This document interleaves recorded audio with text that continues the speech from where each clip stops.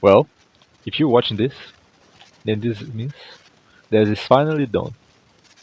I've been working on this video for the past 6 months or so. But yeah, I guess it's finally here, guys. The My own version of my Jojo storyline part 1. This is Jojo's Bizarre Adventure, Free Spirit, and it's sort of a parallel of both Phantom Blood and Stillborn Run in a way, but also just my own thing at the same time. So you're gonna notice some parallels, especially if you've seen both of them. But I'll try not to get uh, too spoilery on the manga if you haven't read it yet. But I do plan on making many other parts in the future. I have like trust me, I have like at least 9 more parts uh, sort of planned out. And yeah, I thought of many things. I thought of the protagonist. I thought of many of the stands in the future. And yeah, if I can, it's definitely going to be a thing because my life lately has been a total mess. But despite all that, well, I guess I guess it's here. So yeah, let's jump into things. So please show us all the love and support because I really mean it. I put everything into making this come to fruition, and it would mean a lot to me if you could help out spread this around. So yeah, thank you for all the attention. Let's jump into it. Just you wait. I'm gonna settle my score with you. Our story starts with the introduction of our first hero and the main character of the story, Jonathan Guerreiro. The still young Jonathan is born in the north of the state of Maranhão, in Brazil, as the son of a white man with one of his slaves, something extremely common back in the days of Imperial Brazil. His mother passed away while giving birth to him prematurely. And it's important to note that Jonathan was born in 21st of September of 1871, merely 1 week before the law of the Free Belly, as they call it, which made all children of slaves born from that day forward into free citizens, which Jonathan just missed out on. That said, his father was never cruel to him, but he was pretty harsh, so instead of putting him to work since his early days, he was instead expected to study hard and to learn as much as possible, getting punished with no dinner when he did poorly on his studies. He had a special struggle on grasping the social and history related fields. Jorge Guerrero, a very respected and knowledgeable anthropologist, was not a caring nor a very emotional man, but even so, he saw the boy as his son, which is more than you can say about many slave owners of his time that were in a similar situation. Granted, for most of his life, he wasn't a very great man either, but once he had Jonathan, his sense gradually changed and he softened up a bit, especially considering his wife passed away without giving him any children. Jonathan mostly just studied, so he wouldn't get nearly as much, but he was still saving it up, as much as he could, planning to buy his freedom eventually after all. However, in May 13th of 1888, Princess Isabel finally saw the law that freed all the slaves in Brazil. That which would be the main cause for the downfall of the empire was also something Jonathan wasn't really expecting. Yes, he had always dreamed of living and seeing the world for himself, but once he actually left his house, he couldn't help but feel sad as he looked back at his father's, who didn't say much as he was leaving, but had this strange expression on his face, one he had never seen before. Despite the freedom he received, it's not like he had anywhere to go or any chance to work somewhere nearby his old home. So once he left, he only really settled down quite a bit later in a small town nearby. That said, he was surprised himself that he actually missed the stern figure of the man he never once called father himself. Yes, George also never called him son, but looking back, he came to realize that he never treated him as a slave either. Their relationship was just very distant. Still, eventually he did decide that he owed him at least a little visit on his 18th birthday. It was only right after all. 21st of September of 1889, only 2 months before Emperor Dom Pedro II eventually gets kicked out of the power and of the country as a whole, getting replaced by the military. And Jonathan was ready to try and make an effort to get a bit closer to his father, show that he's been doing fine on his own, and he's and that he's an independent man now. But as he arrived in the house around the end of the noon, bumping into a mysterious man living the same house as he got inside, he was greeted by the sight of his father, George Guerrero, lying on the floor and completely thin, as if starving to death for some reason. He did not get to even say any last words. Once Jonathan appears before him and holds his hand, desperate, George breaks down and sheds a single tear for him, before pointing to a random portrait on the wall and, right then and there, drawing his final breath on his son's hands. One final moment of connection between the two cut short. And immediately, Jonathan will blame himself for not being there for him until the end. Before getting to that though, Jonathan decided to inspect the portrait that his father pointed out, only to find a note with instructions hidden behind the painting, right under the wallpaper. Instructions to contact the person George had hired to find something for him, something that he was able to find out about in a specific diary of an old explorer telling about the location of a certain cursed relic of sorts. The location was written in the notes, but it was very much hidden through a code that his partner was able to crack with all her knowledge. That said, once word got out that he had discovered that and was making preparations to head to the place in person, someone wanted him gone and sent a henchman to silence George. It seems they were successful. They even tried torturing the truth out of him before ending his life too, but to no success. He didn't say a thing. Either way, they had no way of figuring out the identity of George's partner without finding the note that he left for his son, so the best they could do was find a different person that was just as smart and knowledgeable, that could crack the code written in there as well. His note to Jonathan was very clear, however. Seek for the Englishwoman, Miss Joestar, in this address. Need the letter and together head to the location that follow in these instructions. I'm sorry to put this on you, my son, but you're the only one I can trust right now. Good luck. Jonathan is not a very emotional guy, but for the first time, since God knows how long, he shed tears over this. But whatever it is his father was involved in, he's getting revenge on the man responsible for it. And just like that, a burning fire is lit up inside his heart. Once he gets to the address, he finds a big mansion that belongs to a young millionaire named Reed O. Speedwagon, the one to open the door and receive him into his home. Speedwagon was quite a friendly and cheerful guy actually, very rich and very intelligent, quite quite knowledgeable on the ways of science and medicine. He'd be one hell of a catch for any lady of the time, and he was also aware of that, as he was a bit of a skirt chaser, so to speak. As they make their way inside the living room, he gets introduced to Reed's friend, who just like him, came from England and is staying in Brazil along with him for a certain reason. She is the English noblewoman Vilma J. Joestar, heiress of the Joestar fortune and an expert in history and ancient cultures. J. as in Jones, Vilma Jones Joestar. Man, you're really going through it, huh? If we make it out of this alive, I'll totally buy you a drink sometime. Sound good? I'm sure it does. Vilma holds up the message that he delivers to her, and as quickly as possible, decodifies the location in a few hours, drawing an improvised map to the desired place while Reed offers Jonathan some chamomile tea and talks to him about casual things, hoping to calm him down. She also doesn't mind letting him tag along with them, so long as he doesn't slow them down. Immediately, however, Reed, who often acts as Vilma's anchor, brings up a valid point. Whoever has discovered this information must have sent some elite assassin to get rid of George. They must be someone with powerful connections. So if that is the case, would it really be safe to bring Jonathan along before he got himself a stand? To which Jonathan would of course simply ask, what is a stand?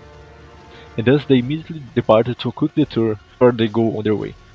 Jonathan, still just as confused as the explanation of what the stand is, didn't make any sense to him. At the entrance to the nearest woods, there was a very humble house that belonged to someone that, much like Jonathan, was mixed. Raoni was half indigenous and basically the last one of his tribes, an offshoot of the Tupi-Guarani tribes of Brazil. He was the last living member of the Anamoe tribe. Roniva was a very calm and patient man, a bit unemotional but still reliable nonetheless. He took his time explaining to Jonathan what the stand really meant, and even though Vilma told him to hurry it up because they gotta live, Ronnie told him of the legend of his people, that they believe that if a man in his tribe wants to really prove himself as a true warrior, they will perform a certain ritual that was about to happen to Jonathan if he so desired. The Anamoes believe that by showing your strength of spirit and determination, the gods themselves will grant you a spirit to help you in all kinds of ways, especially during battle. And these divine spirits, so to speak, those are the stands, at least according to their beliefs. Raoni would rub the poison of a certain frog on the tip of a dart.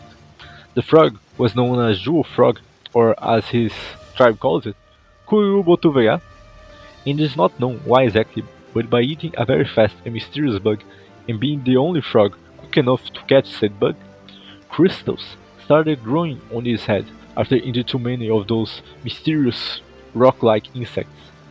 He's not really sure what it is about the frogs or the insects themselves, but something about them awakens to you into your fighting spirit, or simply kills you on the spot via a deadly disease. And that is the real test of determination, because if you don't have enough willpower, odds are you simply die getting hit by the dart. But Jonathan was not scared, not in the slightest. If anything, he's excited. What kind of power would be the one given to him to aid in his revenge? Either way, you can definitely say he is determined to see this through.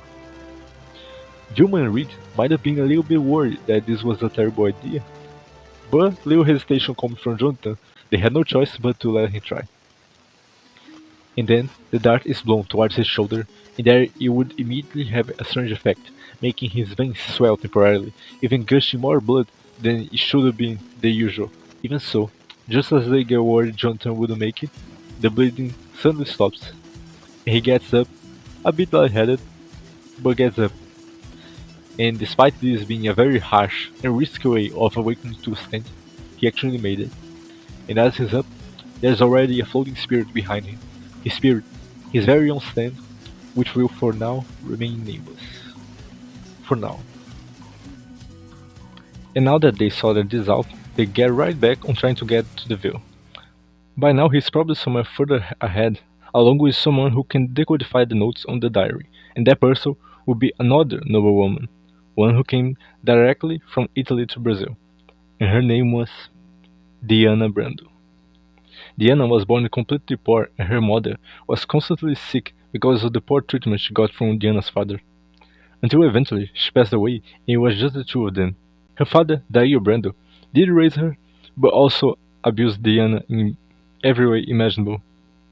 To the community, he acted as an innocent man, but Diana knew the true face of him, of course. But he paid the price with his life eventually, dying mysteriously without anyone being able to figure out exactly what happened, nor if the 14-year-old girl was responsible in any way. She was now all alone. Even so, look at her now. 6 years later, Indiana really has made a name for herself, and quite a respectable fortune as well. Rich, powerful, influential, but not just that. Greedy, analytical, power hungry, and incredibly smart. Diana is currently seeking more influence and money, because of course it's never enough. And she's doing so in exchange for helping the one responsible for all this on finding this old relic. Although depending on what that relic might be and what kind of secrets it might hold, she may try to take that power for herself instead. And that's all the more reason why our heroes must find the man and her and stop them before they can get to their location. And as such, Vilma and Reed get their horses, respectively named Flip the Loop and Entertainer, and also give a ride to Jonathan and Roundy too, who's decided to at the very least guide them through the nearby woods as he knows the area best and was the best way towards the mansion where Diana would be staying at. How did they know about Diana? Well, Vilma has already come to Brazil a couple of times before for studies, and she already has made quite a rivalry with that woman. The two girls might despise one another, but they also respect each other's intelligence and skill at the very least as rivals. riding their horses along those woods, determined to get to Diana's house and hoping that Vilma's right about this. All the while, Reed tries to cheer everyone up and keep in high spirits. Jonathan and Rowney aren't usually super talkative, but still, it's nice. The path through the woods seemed to be a pretty simple one too, at least until someone appeared to be standing right ahead waiting for them, leaning against a tree for some reason. How is this possible? How can someone have been sent by the man they searched for? Or maybe Diana? They shouldn't know about Diana, alright? Well, they don't really. The person wasn't actually working for the View, but they are involved in a way. The important part is that she's confident that she can defeat them. Her name is Megan, and she tells them that this is nothing personal, but they will not leave these woods. Period.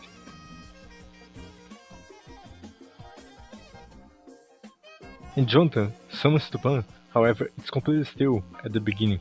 Megan takes the opportunity to attack using her yellow Jupiter. Reed and Vilma join in as well, with their stands named respectively Red Dionysus and Vilma's Quetzalcoatl. Megan's yellow Jupiter has an interesting power. It's not necessarily all that strong physically speaking, but as soon as it strikes you, you immediately start attracting lightning. So basically, as long as there's even the smallest cloud up in the sky, eventually a thunderbolt will strike you down, and the bigger the cloud, the bigger the zap. Reed has a stand Red Dionysus, and its power is to create an effect similar to drinking. When a person inhales this gas, they feel like they're drunk. They begin to feel dizzy, they begin to lose control of their body, and all around it gets much harder to even move, depending on how much they inhale. Ronnie also has a support type of stand. His JJBA has a very bizarre power, and I made sure to make it as weird as possible because I was feeling like most of the stands in this part 1 were pretty straightforward for the most part, and I was only gonna get much weirder in the later parts. But I felt like I had to make at least one very odd one right from the jump, so yeah. And his power is to, by looking at someone's saliva, be it in their mouth or by making them spit somehow, the stand is able to see all the dreams that person has had in this past week. Anything that happens in those dreams can get materialized and get brought to life temporarily. Something most people don't know about Vilma is that by studying ancient cultures and ancient history so much, she found out something about the ancient Aztecs that not many people know of. The Aztecs believed in a sort of mystical energy that surrounded all things in the universe. It was basically the energy of life and the energy of the cosmos itself. They called it Teotl. I'm not sure about the pronunciation, but let's read it. And Teotl meant divine. It was pure divine energy that affected all living things and was like a flowing pulse throughout the universe. And Teotl could actually be used by someone's advantage if you have the talent to do so. Not only can she use Teotl to fight directly, or even to heal someone by touching them to a degree, she has a stand, Quetzalcoatl, that is all focused on Teotl. In fact, while most would only be able to use Teotl by making direct contact, Vilma's stand allows her to shoot that energy in massive flames to attack anyone from a distance. It's a very enhanced form of Teotl, and it makes her a true menace in the battlefield. They might have ended up losing the battle, considering that Vilma got zapped so much by lightning. But when she was on the verge of death, Jonathan couldn't just stand and watch anymore. And even though he didn't really know what he was doing, his stand reacted for the first time, making a strange sound. The wheels inside the stand began to turn and spin faster and faster. With that spin came energy, lots of energy.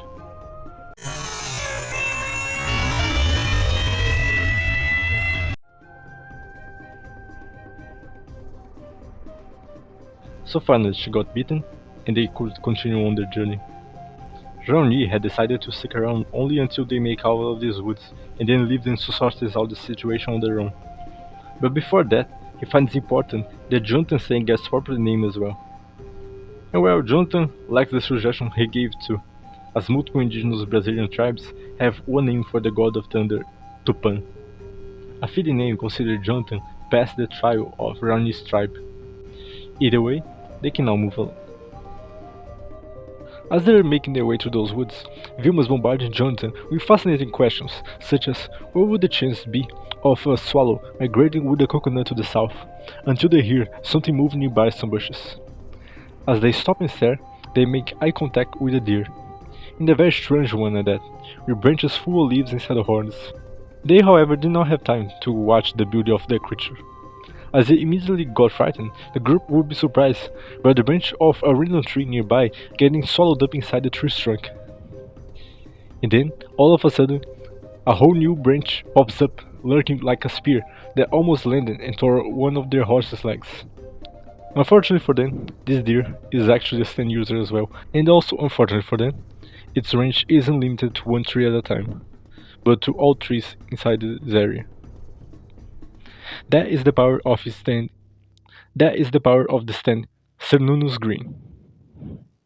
And thus another battle unfolds against a very unorthodox enemy. Either way, in this battle is where Vilma gets to shine the most.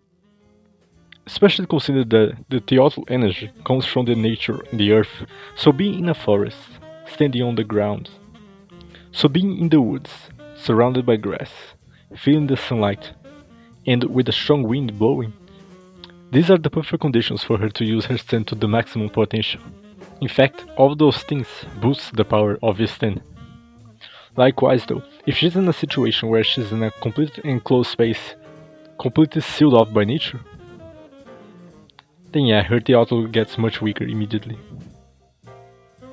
But eventually, by burning the trees with Quetzalcoatl, and by breaking them apart using Tupan, Vilma and Jonathan quickly turn this battle around. And Rowney simply comes up and grabs the deer by horns and starts riding it. I mean, he might as well. It's not like he has a horse of his own. Eventually, they will finally reach the end of the woods and find a small town up ahead.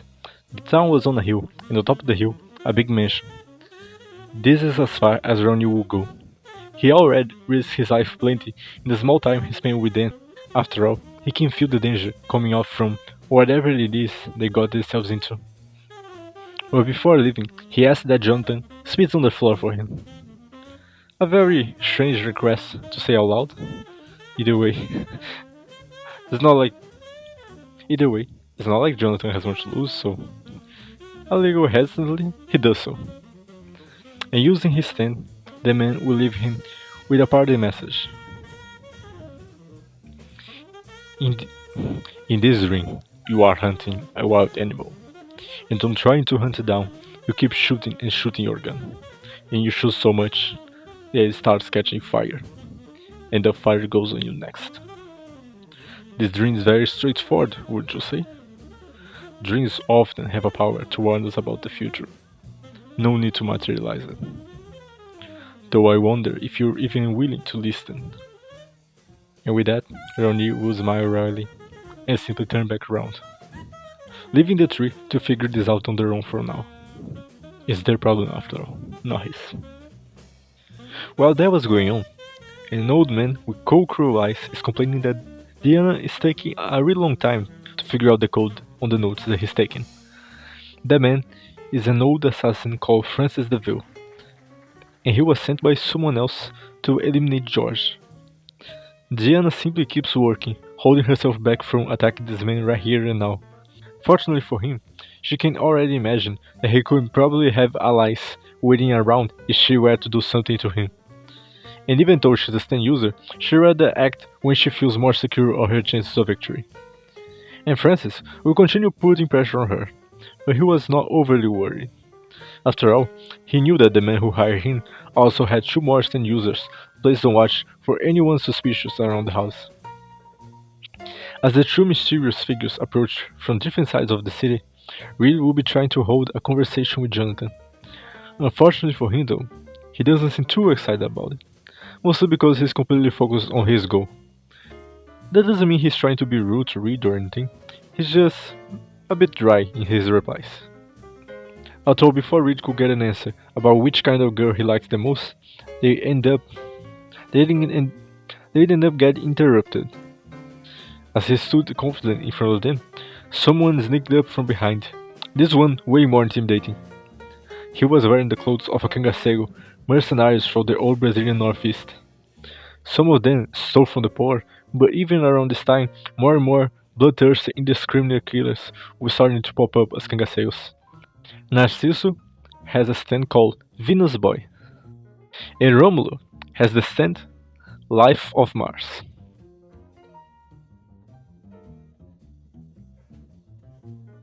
The way Venus Boy works is pretty similar to Aqua Necklace in a way. It's a stand completely made of water and usually absorbs it from the atmosphere. And as it takes shape, it steals water off of someone or something. It's able to drain any water from anything it touches. Now for now for Life of Mars, whoever the stand touches gets inflicted by blind rage. So much rage that they start losing all reason if in contact for too long or too many times. But depending on how much they've been affected by the power, they could do all sorts of things, even start attacking their own teammates and such. It was surprised to see how easy it was for them to trust each other for combo attacks. And even on a moment that they seemed to be surrounded, as Romulo, using his position as a Kangaseo, called all his friends to surround our heroes. But even then, as they were pointing their guns, getting ready to shoot, Real was the one to give the last laugh, as he now reveals his secret move. Usually he has a hard time focusing his gas directly onto the opponent. Reed will simply blow up a cloud of gas, going in every direction and hitting everyone around, including his allies, of course. They would all fall to the ground, feeling drunk and unable to stand. But it was a small price to pay. They were alive after all, so they can't complain too much. And when Reed asks why did they attack them, well, he could have kept his mouth shut, but keeping secrets wasn't really his forte. They've all been working for a certain general, a man fighting for the future of the country. Also he says at least. In the end, Romulo and his younger brother Narciso don't really care about the country or anything like that. They're just doing for the money. Our heroes really have no idea who they're going up against. And neither does Romulo, honestly. Even though, even if not fully here yet, they head as soon as possible to the mansion right up ahead. The massive place that was the Brando mansion.